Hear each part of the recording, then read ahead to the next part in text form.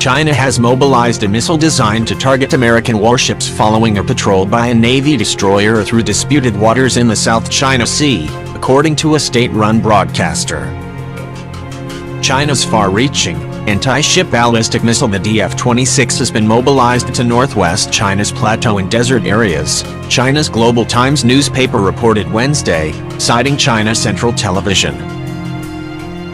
The mobilization followed a patrol by the guided missile destroyer USS McCampbell near the Paracel Islands, which the newspaper said trespassed into China's territorial waters in the South China Sea on Monday. The missile, which experts have called the Guam Killer, can strike targets 3,400 miles away, placing Andersen Air Force Base within range.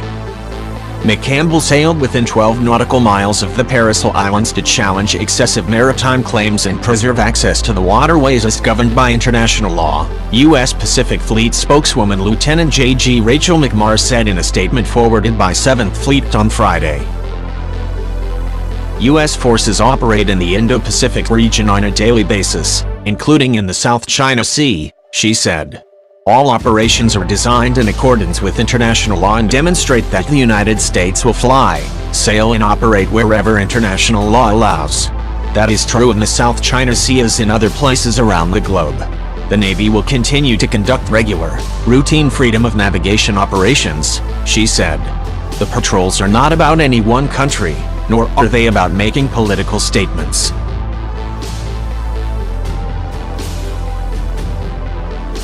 The Global Times quoted an unnamed Beijing-based military expert saying that the DF-26 missile mobilization is a good reminder that China is capable of safeguarding its territory.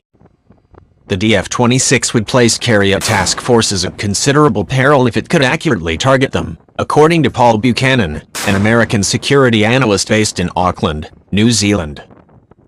There's been no testing observed by outsiders, so the U.S. Navy is unclear if it can go operational anytime soon, he said in a phone interview Friday. Freedom of navigation exercises, including those that involve other nations, won't change what's going on in the South China Sea, Buchanan added. The horse has bolted, he said. The days of confronting the Chinese are long gone. It should have been done 10 years ago. Island building has enabled China to claim possession of the South China Sea. Chinese efforts to claim the South China Sea threaten international law and U.S. interests, foreign policy experts Zach Cooper and Gregory Poling wrote in an article published this week by Foreign Policy magazine.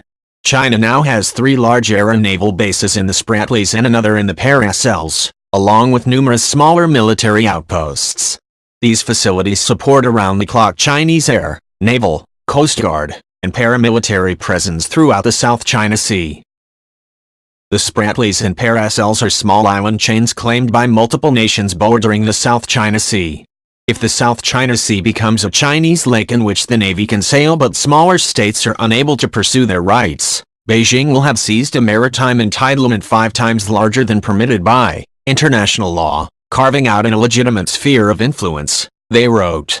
Rotating U.S. forces through Philippine military bases under the 2014 Enhanced Defense Cooperation Agreement would help address challenges posed by nearby Chinese bases.